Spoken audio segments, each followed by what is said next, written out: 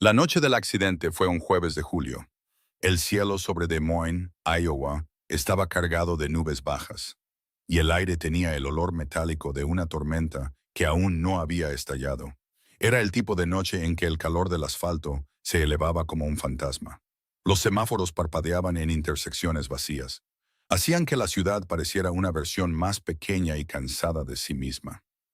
Caleb Foster salió de una reunión que se había extendido por casi 6 horas. Estaba en una sala de juntas con paredes de cristal en el piso 12 de un edificio comercial. Era el director ejecutivo de uno de los conglomerados agrícolas más grandes del Medio Oeste, un hombre cuyo nombre era sinónimo de poder y cosecha. Sin embargo, se veía agotado mientras arrojaba la chaqueta de su traje al asiento trasero. Se aflojó la corbata unos 3 centímetros por debajo del cuello. Estaba exhausto, irritable, y tenía el teléfono en la mano. Cuando ambas manos deberían haber estado firmemente en el volante, el mensaje que intentaba responder era de su esposa, Marilyn. Ella había escrito que necesitaban hablar, que las cosas no podían continuar en ese silencio helado, y que su hija Violet cumplía 3 años en 2 días. Un hecho que él parecía haber olvidado entre el ajetreo de los precios del grano y la logística. Había un punto al final de esa última frase que se sentía más pesado de lo que una coma jamás debería. Había escrito la mitad de una respuesta, la borró y empezó de nuevo. Nunca la terminó. El camión vino por la izquierda. Atravesó a toda velocidad una rotonda mal señalizada por el lado equivocado de la carretera. Y el impacto fue tan violento que el coche de Caleb giró 3 veces antes de estrellarse contra la barandilla. Pero el sonido fue espeluznante. El chirrido del metal rasgando metal. La implosión del cristal hacia la cabina. Hubo un grito corto y agudo de Marilyn en el asiento del copiloto. Un grito que empezó pero nunca terminó. Marilyn murió antes de que los paramédicos pudieran llegar a los restos del coche. Caleb fue trasladado inconsciente al Centro Médico Metodista de Iowa. Tenía una lesión cerebral traumática grave, 3 costillas rotas y una presión intracraneal peligrosamente alta.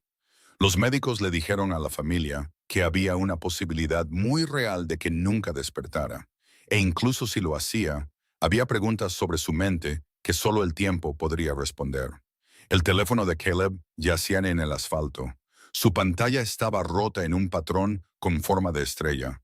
El mensaje de Marilyn seguía abierto, sin respuesta. Un fantasma digital bajo la lluvia. En casa, Violet estaba con la niñera, Rose.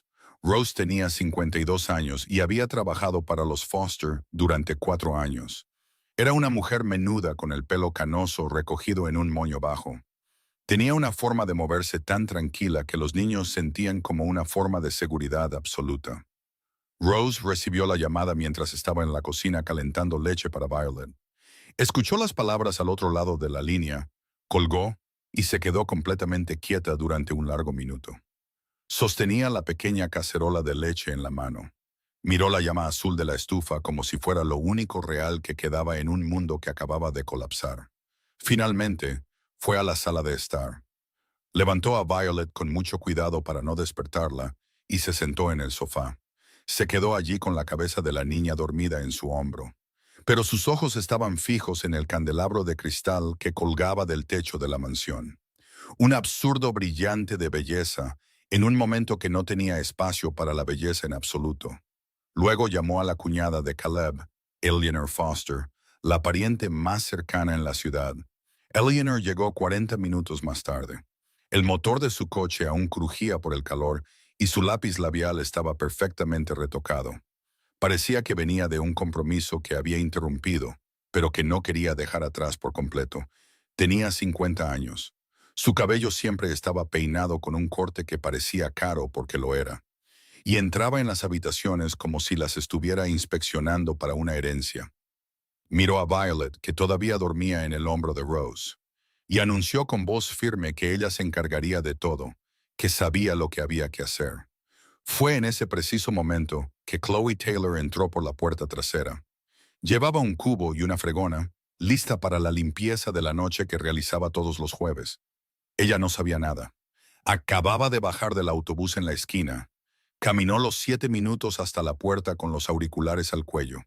y traía una pequeña bolsa de tela con su cena. Chloe había introducido el código en la puerta. Sacó su cubo del armario de servicio y abrió la puerta de la cocina.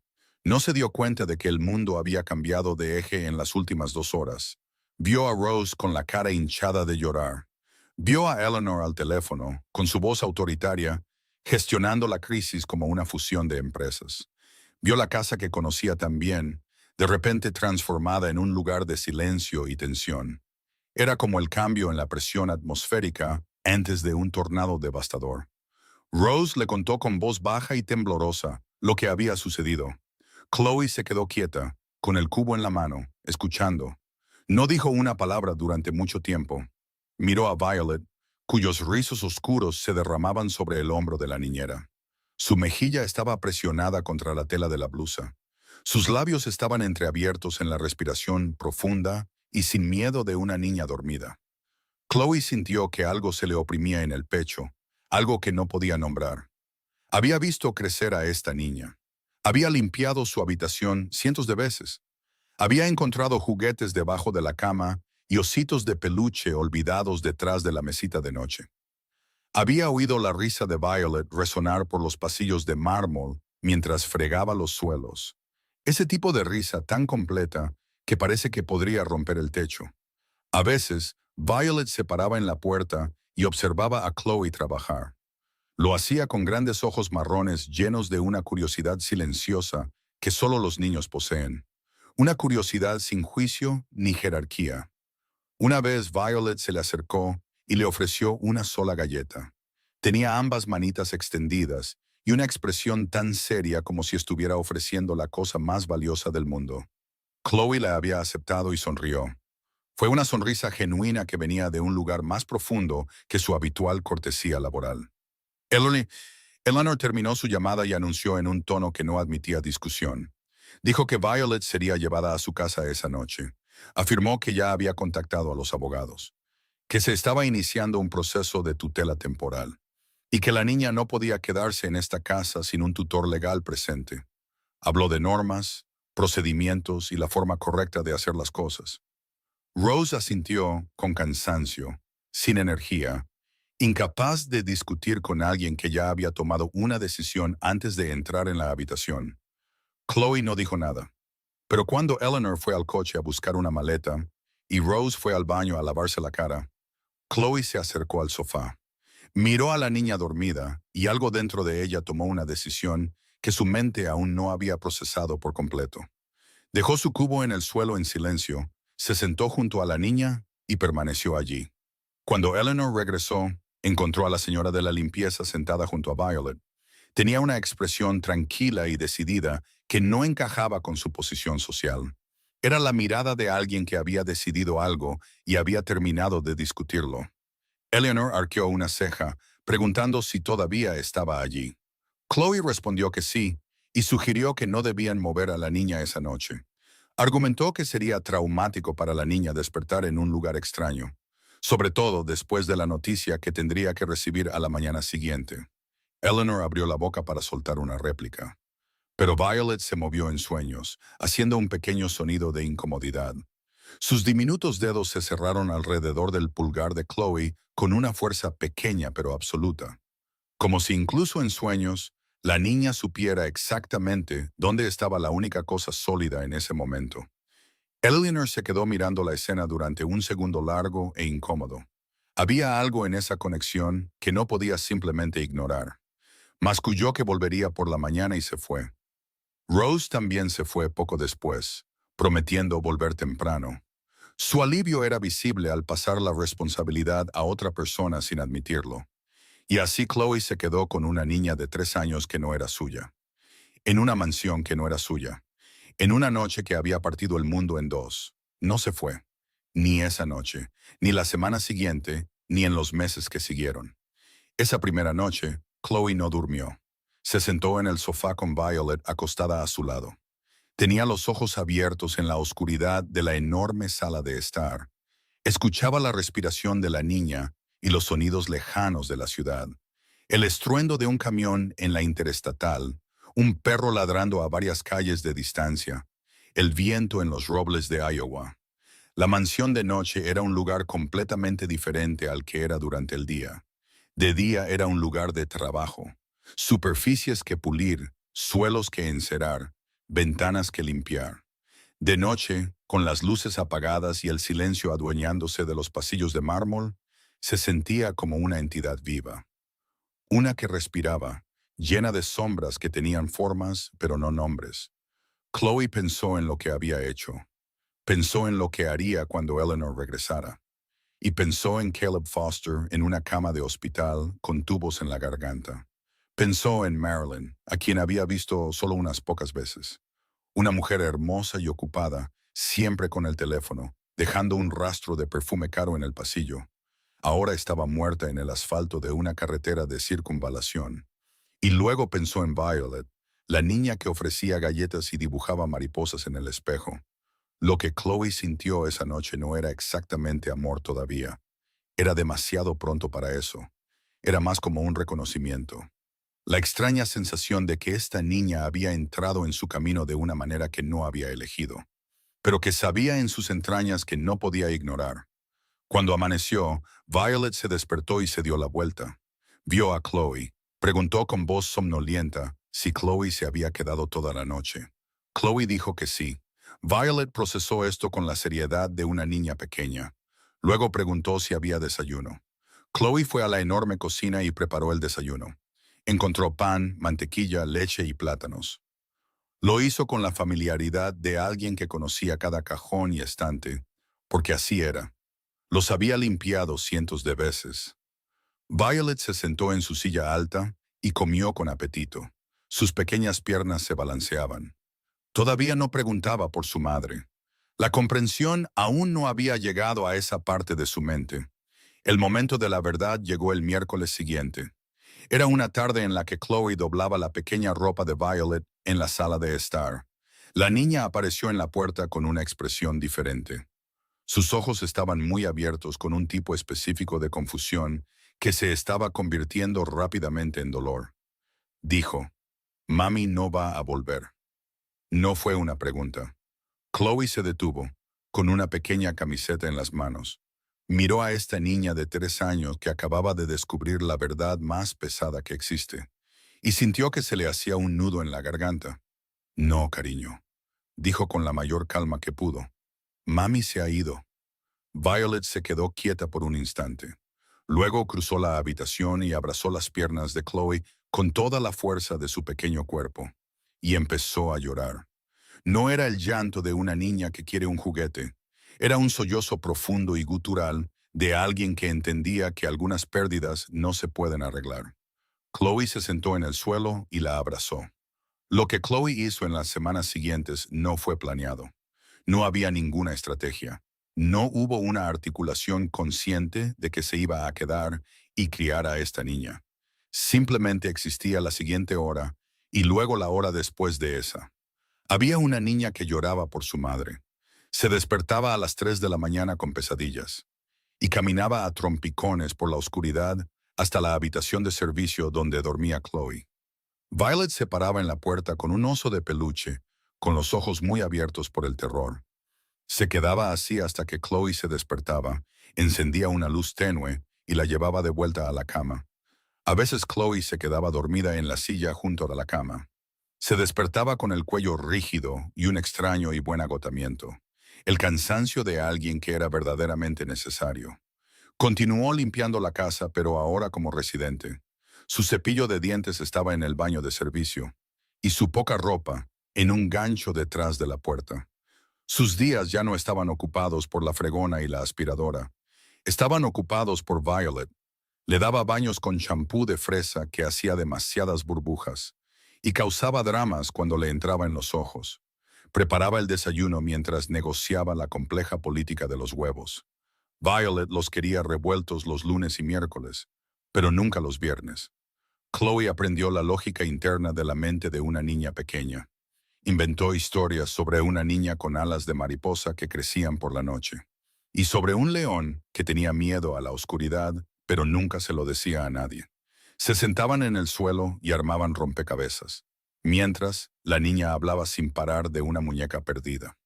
Cuando Chloe finalmente encontró la muñeca detrás de la mesita de noche, polvorienta y boca abajo, la limpió. Le arregló el pelo y se la presentó a Violet con una ceremonia que reconocía lo mucho que importaba. Eleanor aparecía con regularidad, generalmente los martes y a veces los jueves. Siempre iba bien vestida, siempre llevaba una carpeta de documentos o hablaba por teléfono sobre el caso, como si Violet fuera un expediente abierto que necesitaba cerrarse.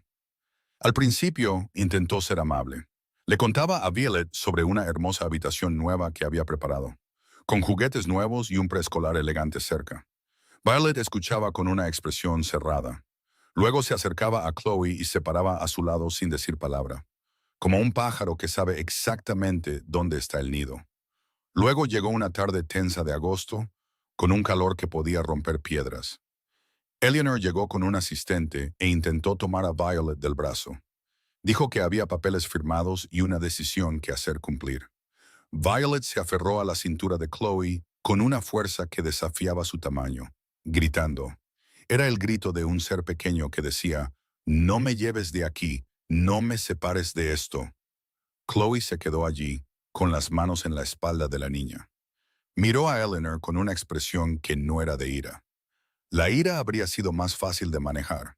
Era simplemente firmeza, la resolución de alguien que no se movería. Chloe pensó para sí misma. Ella tiene razón. No tengo ningún derecho legal sobre esta niña.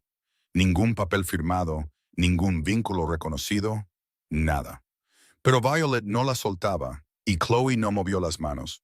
Eleanor se fue sin la niña, pero las consecuencias no tardaron en llegar. Los abogados de Eleanor contactaron a Chloe la semana siguiente. Una mujer llamada Fiona Quinn llamó con una voz acostumbrada a ganar discusiones. Explicó con frialdad clínica que Chloe no tenía base legal, que su presencia era técnicamente una intrusión y que la familia estaba preparada para ofrecer un acuerdo generoso y justo si cooperaba con la transición. Chloe escuchó todo el discurso sin interrumpir. Al otro lado de la línea hubo un silencio, una expectativa de una reacción que no llegó. Finalmente, Chloe habló. Cuando Caleb despierte, él podrá decidir. Hasta entonces, no me voy a ninguna parte. Hubo una larga pausa. Fiona Quinn preguntó si se daba cuenta de que había una alta probabilidad de que el señor Foster nunca despertara. Lo sé, respondió Chloe, pero prefiero creer que lo hará. Colgó y se quedó mirando la pared durante mucho tiempo. Era la pared de la despensa de servicio. Tenía la pintura beige descolorida y un calendario del año anterior que nadie se había molestado en quitar. Luego fue a la habitación de Violet. La niña intentaba dibujar una mariposa en una hoja de papel blanca con un rotulador rojo. Había perdido los otros colores. ¿Es bonita?, preguntó Violet. Las alas estaban torcidas y el cuerpo era un círculo como una patata, pero era intenso y rojo. Perfecta, dijo Chloe. Chloe Taylor había nacido en un pequeño pueblo del sur de Iowa, en una casa de 3 habitaciones. Era hija de una lavandera y un obrero de la construcción que había muerto de un infarto cuando ella tenía 12 años. Dejó a la familia con una pequeña deuda y un gran vacío. Había crecido aprendiendo que el mundo no daba nada gratis, que el trabajo era la única moneda que podía ofrecer con constancia, y que quejarse era inútil porque nadie escuchaba de todos modos. Había sido una buena estudiante en su escuela pública, del tipo que hacía los deberes y entendía las lecciones sin que se lo dijeran 2 veces. Pero nunca se fijaron en ella. Siempre había alguien más ruidoso o más presente en quien fijarse primero. Era una invisibilidad que no había elegido, pero a la que se había acostumbrado con una resignación práctica y sin dramas. Había llegado a Des Moines a los 22 años con una mochila de lona azul gastada. Tenía la dirección de una prima que apenas conocía y los ahorros de 2 años trabajando en restaurantes y mercados. Había trabajado en panaderías y finalmente como limpiadora para una empresa de servicios que se ocupaba de fincas de lujo. La primera vez que entró en la mansión Foster, había mirado el candelabro de cristal y pensó que había mucha belleza en la casa, pero muy poca vida. La había limpiado semana tras semana con la eficiencia discreta de quien ha aprendido a ser un fantasma en habitaciones que no le pertenecen. Había aprendido las costumbres de la casa, las preferencias sobre cómo debían ahuecarse las almohadas, todo a través de la observación. Había visto a Caleb pasar a su lado cientos de veces sin una sola mirada, excepto una. Un jarrón de orquídeas blancas con detalles dorados se había caído porque Chloe se había tropezado con el cable de la aspiradora en el pasillo. Fue un error pequeño pero mortal que resonó en la silenciosa mansión un miércoles por la tarde. Había estado de rodillas en el mármol, recogiendo los trozos con las manos, con el corazón en la garganta, segura de que perdería su trabajo. Caleb había estado caminando rápido. Se detuvo, la miró en el suelo y dijo, «No te preocupes por eso. De todos modos, era feo». Luego se había alejado. Ella se había quedado allí un segundo más, procesando aquello. No fue casi nada. Una frase de 2 segundos de un hombre que probablemente la había olvidado antes de llegar al final del pasillo. Pero en su mundo de invisibilidad, esos 2 segundos fueron suficientes para que lo viera como algo más que solo poder y distancia. Pensaba en eso a veces durante los meses del coma. Iba al hospital todas las semanas con Violet. Había decidido con su intuición práctica que la hija debía ver a su padre, aunque él no pudiera verla. Sentía que era importante mantener viva esa conexión física y real. Se sentaba en la silla junto a la cama con Violet en su regazo y miraba a Caleb conectado a los monitores. Este joven parecía aún más joven en su vulnerabilidad, reducido a una respiración asistida. Su rostro se había adelgazado. Sus manos, que Chloe había notado una vez como las manos de alguien que nunca hacía trabajo manual, estaban quietas sobre las sábanas del hospital. Violet extendía una pequeña mano y tocaba las yemas de sus dedos. «Despierta, papi», decía ella. Chloe miraba por la ventana, luego a las nubes de Iowa, porque la escena la desarmaba de una manera que no podía manejar. Los meses pasaron con la extraña lógica de una rutina formada en torno a una crisis. Septiembre se convirtió en octubre y octubre en noviembre.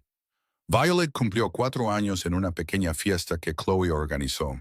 Usó cosas de la despensa y algunas decoraciones que compró con su propio dinero. El salario de la herencia de Caleb seguía depositándose en su cuenta debido a un instrumento legal que gestionaba sus activos durante su incapacidad. Había un pastel de chocolate en forma de corazón, ligeramente torcido pero con un olor maravilloso. Había serpentinas rosas y una muñeca nueva que Chloe había elegido con cuidado en una tienda del centro, probando cuál tenía el pelo más suave. Violet había abrazado la muñeca y dijo, «Mira, se parece a mí». Chloe miró los rizos oscuros y los ojos marrones de la muñeca y pensó que sí, se parecía. Eleanor intentó 2 veces más llevarse a Violet. En el segundo intento, llegó con una trabajadora social que observó el entorno y habló con Violet en el suelo. La trabajadora social tenía una paciencia profesional, y después de escribir en su cuaderno, le dijo a Chloe en voz baja que registraría que la niña tenía un fuerte vínculo emocional con la cuidadora, y que cualquier ruptura abrupta sería contraproducente para su desarrollo. Eleanor se fue furiosa. Chloe cerró la puerta, se arrodilló al nivel de Violet y la miró a esos ojos marrones. «No tienes que tener miedo. Estoy aquí». «¿Lo prometes?», preguntó Violet con la seriedad de una niña que se toma las promesas literalmente. «Lo prometo», dijo Chloe, y lo cumplió. Cada día que pasaba era el cumplimiento de esa promesa. Había noches en que Chloe se sentaba en el porche trasero de la mansión después de que Violet se durmiera. El porche tenía muebles de teca que le habían llegado a gustar. Daba al jardín que ella misma había empezado a mantener. El jardinero había dejado de aparecer y nadie había contratado un reemplazo. Regaba las plantas y podaba lo que sabía podar, dejando que el resto creciera de forma salvaje. El jardín se volvió menos cuidado y más vivo. En esas noches, con el cálido viento de Iowa susurrando entre las hojas de los robles, se preguntaba qué estaba haciendo. No con angustia. Ella no estaba hecha para eso, sino con la honestidad seca de su vida práctica. Una vez tuvo una vida fuera de esta casa. Un apartamento con una compañera de piso, amigos con los que había perdido el contacto. Porque no había forma de explicar su vida actual sin que sonara extraño. Había suspendido su propia existencia y sabía que no la estaría esperando exactamente como la había dejado. ¿Por qué? La respuesta corta era Violet. El amor por esa niña era real, y había crecido cada día de una manera que no había previsto. Pero también había algo más, una terquedad antigua e irracional que se negaba a retroceder ante una injusticia que podía reconocer, aunque no pudiera nombrarla.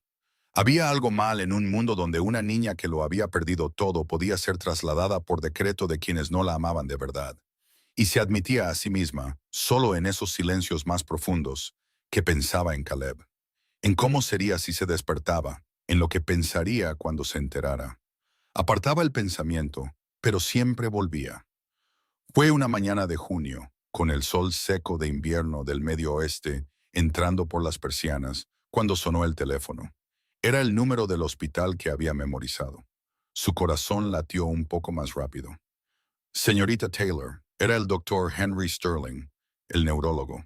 El señor Foster mostró signos de respuesta a los estímulos esta mañana.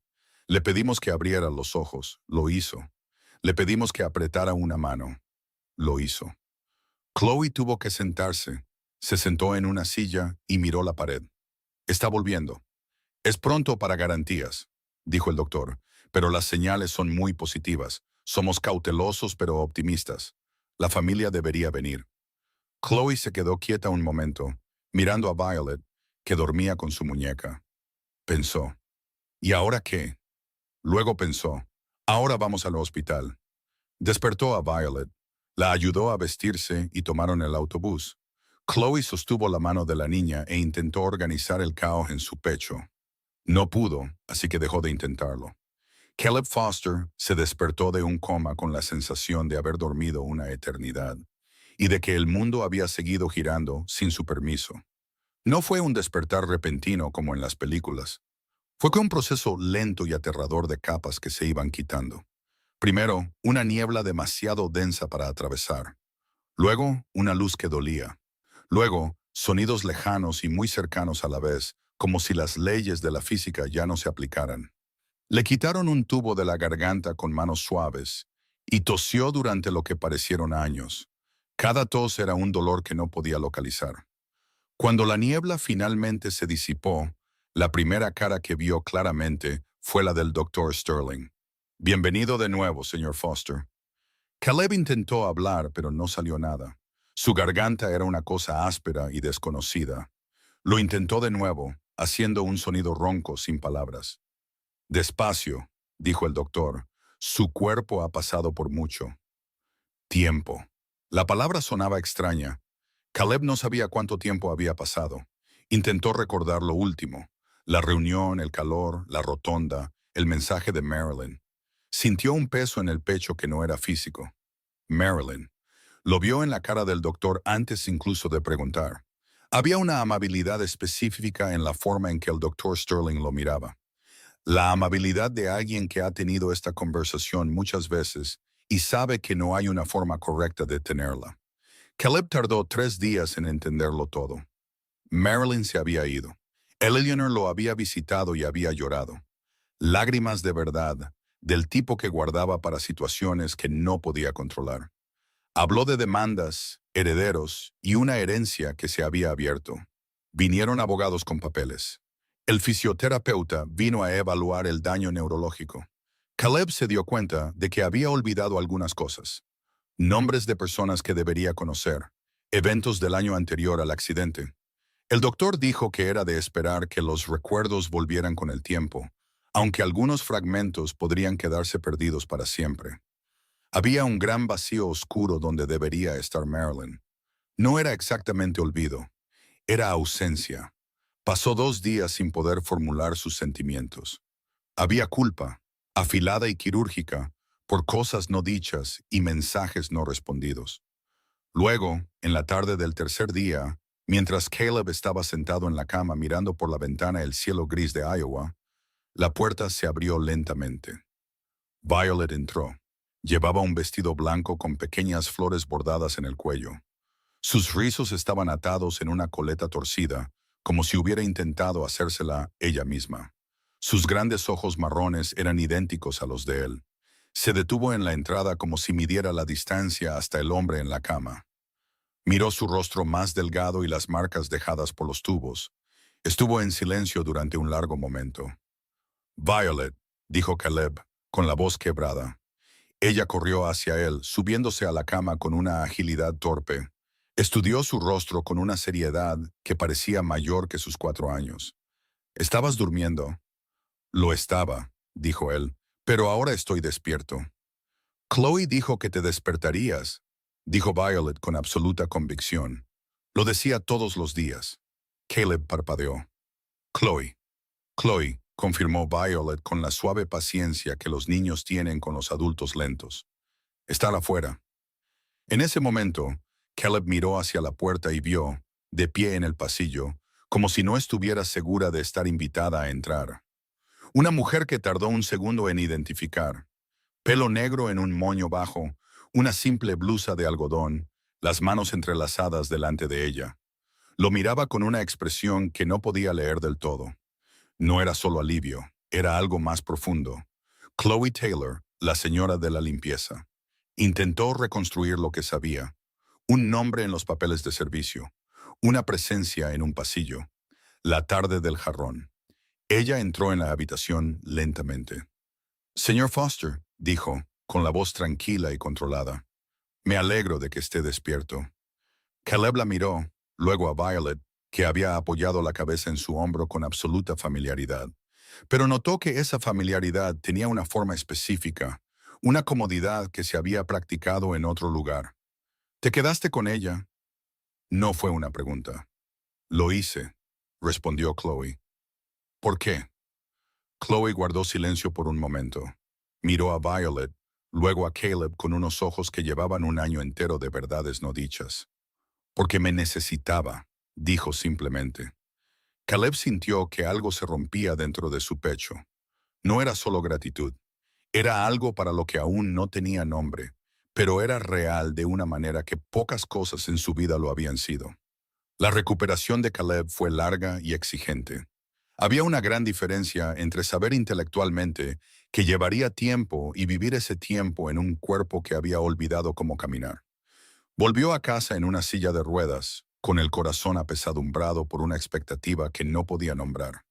La mansión era la misma estructura física, el mármol, el candelabro, los jardines, pero algo había cambiado. Lo identificó lentamente. Ahora había vida allí. No era la vida de exposición de antes, donde todo estaba perfectamente dispuesto e iluminado. Ahora había dibujos de mariposas pegados en el refrigerador con cinta adhesiva a alturas irregulares. Había una zapatilla de velcro naranja metida debajo de un sofá de cuero italiano. Había una caja de lápices de colores abierta sobre la mesa de madera maciza. Había olor a comida casera. No la comida para llevar que solía pedir, sino comida de verdad que llenaba la casa. Y estaba Violet, que había hecho de la mesa de la cocina su territorio artístico personal. Lo saludaba cada mañana con un nuevo dibujo, entregado con la solemnidad de una obra maestra. ¿Soy yo?, preguntó una mañana, mirando una figura horizontal en un rectángulo con ruedas y un sol amarillo sobre la cabeza. «Eres tú durmiendo con el sol saliéndote de la cabeza», le explicó Violet, «porque ahora estás despierto y vas a ser feliz otra vez». La confianza en esa declaración era absoluta. Caleb miró el dibujo durante mucho tiempo. Chloe estaba de pie junto al fregadero y notó que sonreía, una sonrisa diminuta y contenida. Empezó a prestar atención a Chloe Taylor de una manera que nunca antes lo había hecho. En su recuperación, la observación era todo lo que tenía. Ella se despertaba antes que nadie, su cuerpo entrenado por la necesidad. Oía sus pasos silenciosos en el pasillo, el sonido de alguien que había aprendido a moverse sin ocupar espacio. Olía el café que preparaba, que se había convertido en lo primero bueno de sus mañanas. La observaba darle el desayuno a Violet con una paciencia que le resultaba imposible de comprender. La niña tenía fases, cambiaba de opinión sobre las tostadas 3 veces. Chloe negociaba con una calma que parecía sobrenatural, hasta que Caleb se dio cuenta de que no era solo calma. Era presencia. Estaba completamente allí con Violet, sus ojos nunca en un teléfono o en una lista de tareas pendientes. Vio a Chloe sentarse en el suelo y ayudar a Violet con sus letras. La vio inventar juegos con viejas cajas de cartón y cinta adhesiva, convirtiendo una en una casa de muñecas que ocupó a Violet durante 3 horas. La oyó tararear canciones bajas del sur de Iowa mientras doblaba la ropa, canciones que él no conocía. Una tarde, estaba en el porche en su silla de ruedas, el olor a tierra seca en el aire. Ella pasó con una cesta de la ropa y él preguntó, ¿cómo lo haces? Ella se detuvo. ¿Hacer qué específicamente? Todo, con esta calma. Chloe dejó la cesta y miró el jardín. Aprendí pronto que quejarse no arregla las cosas, dijo. Así que aprendí a hacer. Pero no estabas obligada a hacer nada de esto, dijo Caleb. Chloe lo miró. Cuando cerró sus dedos alrededor de mi mano esa primera noche, supe que no podía irme. Caleb se quedó en el porche mucho tiempo después de que ella se fuera. Pensó en cuántas veces había pasado a su lado en los últimos 3 años sin verla nunca como una persona con una historia o una capacidad de amar. ¿Qué clase de hombre había sido? Había sido un hombre que creía que las personas eran extensiones de su vida, no vidas propias. Había pensado que pagar bien era suficiente. Había sido un esposo que falló y un padre que estaba físicamente presente, pero emocionalmente ausente. Vio este accidente como una segunda oportunidad, no para arreglar las cosas con Marilyn, sino para ser diferente. Empezó a buscar formas de hablar con Chloe, preguntándole sobre Violet. Ella respondía directamente, sin la palabrería social que la gente usa cuando no confía en el espacio para decir la verdad. Una noche, incapaz de dormir, Caleb fue a la cocina a las 2 de la mañana. Chloe estaba sentada a la mesa con una taza de té y un libro gastado. La luz tenue del armario iluminaba la mitad de su rostro, haciendo que la escena se sintiera tranquila y completa. Se sobresaltó, pero se compuso rápidamente. ¿No puedes dormir?, preguntó ella. No. Él se sentó frente a ella. ¿Qué estás leyendo? Ella le mostró la portada. Una novela romántica con una cubierta descolorida. Me la dio mi madre cuando tenía 18 años. La he leído 5 veces. Debe ser buena. Es el único libro que estoy segura de que es bueno porque sé el final. Y mi corazón todavía late rápido en la misma parte. Él se rió, una risa genuina. Ella pareció sorprendida, y él se dio cuenta de que nunca se había reído así delante de ella. Se sentó con ella hasta las 3 de la mañana mientras le contaba la historia del libro. Una historia de amor imposible y una sequía que duró años. Había algo en la forma en que lo contaba que le pertenecía a ella, no solo al libro. ¿Por qué te gusta tanto?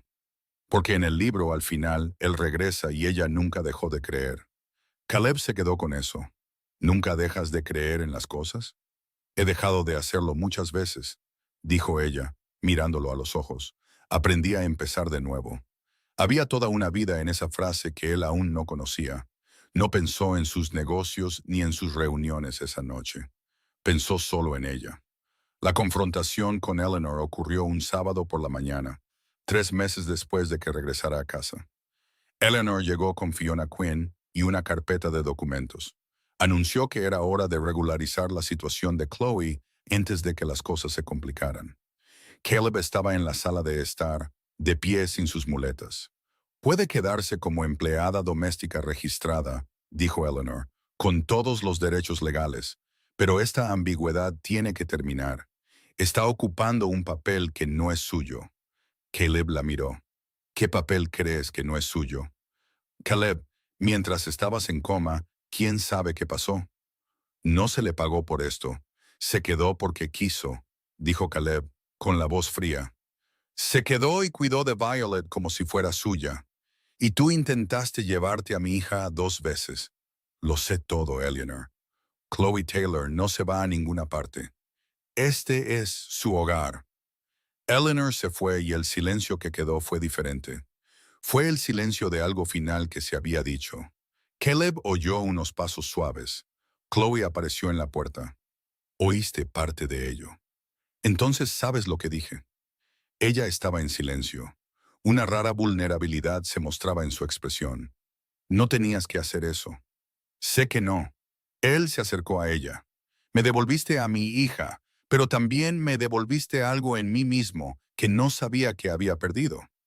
Chloe lo miró con esos ojos profundos. Tengo miedo de creer en cosas que no son para mí. Él extendió la mano esperando. Con la lentitud de alguien que toma la decisión más importante de su vida, ella puso su mano en la de él. Él cerró los dedos. Los meses que siguieron fueron los más honestos de la vida de Caleb. Aprendió que estar presente no era solo estar allí, era escuchar y aparecer. Ignoró los susurros de sus socios comerciales que sugerían formas más discretas de agradecer a una empleada dedicada. Les dijo que ella no era una empleada, era la mujer que amaba. Estuvo allí cuando Violet tuvo fiebre a las 3 de la mañana, compartiendo el cuidado con Chloe. Fue con ellas al sur de Iowa a visitar a la madre de Chloe,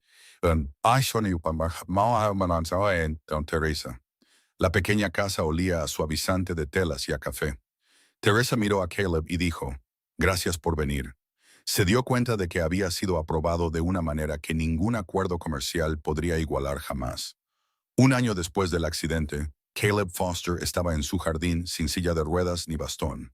Era un sábado de octubre, y el césped estaba decorado con flores que Violet había recogido de todas partes. No había una lista de invitados elegante, solo unos pocos amigos cercanos, la madre de Chloe y el doctor que lo había salvado. Violet, ahora de 5 años, se tomó muy en serio su papel de niña de las flores, llevando un ramo de flores arrugadas en sus manos. Chloe llevaba un sencillo vestido blanco, con el pelo suelto por primera vez que Caleb la veía así. Mientras caminaba hacia él, Caleb sintió una opresión en el pecho que era lo opuesto al dolor. Era todo lo que el corazón podía contener. Chloe se arrodilló al nivel de Violet durante la ceremonia. Violet susurró en voz alta, «¿Vas a ser mi mami de verdad ahora?» El jardín se quedó en silencio. Chloe miró esos ojos marrones. «Ya lo soy. He sido tu mami desde el principio». Aceptó las flores arrugadas y Caleb sintió que estaba viendo la cosa más verdadera que había visto jamás. El juez terminó las palabras y oficialmente eran una familia, no por sangre, sino por elección. Mientras el sol se ponía en el horizonte de Iowa, se sentaron juntos. Una familia construida sobre las ruinas de una tragedia, descubriendo que las cosechas más hermosas son las que nunca planeas plantar. Caleb miró a su esposa y a su hija y se dio cuenta de que, aunque una vez había sido dueño de la tierra, finalmente entendía lo que significaba pertenecer realmente a ella. De pie allí, viendo las sombras de los robles alargarse sobre la hierba, uno no puede evitar reflexionar sobre la naturaleza de la vida y sobre los extraños y sinuosos caminos que toma para llevarnos a donde estamos destinados a estar. Para aquellos de nosotros que hemos vivido muchos años, sabemos que los grandes planes que hacemos en nuestra juventud a menudo se rompen contra la realidad del mundo. Nos dejan recogiendo los pedazos y preguntándonos si se puede hacer algo con los restos. Aprendemos, a veces a través de un gran dolor, que las medidas de éxito que una vez tuvimos en tan alta estima, los títulos, las grandes casas y la acumulación de cosas, no son más que caparazones frágiles que no ofrecen calor cuando la noche se vuelve fría. La verdadera riqueza de una vida se encuentra en los momentos tranquilos de presencia, en la mano que se queda cuando tiene todas las razones para soltar. Vemos en la elección de Chloe la forma más alta de dignidad humana, la voluntad de ser visto y de servir sin la promesa de una recompensa. En un mundo que a menudo exige un contrato por cada amabilidad, hay una profunda santidad en la persona que se queda simplemente porque se la necesita. Nos recuerda que el amor no es un sentimiento que nos golpea como un rayo. Es una serie de pequeñas decisiones diarias de estar presente, de escuchar y de sostener el espacio para el dolor de otro hasta que pueda convertirse en un recuerdo. Para los mayores entre nosotros, reconocemos que el legado que dejamos no está escrito en piedra ni en cuentas bancarias, sino en los corazones de aquellos a quienes nutrimos cuando eran demasiado pequeños o estaban demasiado rotos para cuidarse a sí mismos. La vida nos enseña que no existe una forma correcta de formar una familia. Una familia no es simplemente una cuestión de casualidad biológica. Es un santuario construido ladrillo a ladrillo con el mortero de comidas compartidas. historias susurradas y el coraje de enfrentar la verdad juntos. Cuando Caleb despertó de su largo sueño, no solo recuperó su salud, recuperó la vista. Vio la invisibilidad de quienes sirven y al hacerlo, encontró su propia humanidad. Esta es la lección que debemos llevar adelante, que nunca es demasiado tarde para abrir los ojos, para cambiar nuestros corazones y para reconocer la belleza que ha estado de pie en el pasillo todo el tiempo, esperando que nos demos cuenta. Los árboles más resistentes son a menudo los que crecieron torcidos contra el viento, y los amores más duraderos son los que nacieron bajo la lluvia y se negaron a secarse cuando finalmente salió el sol.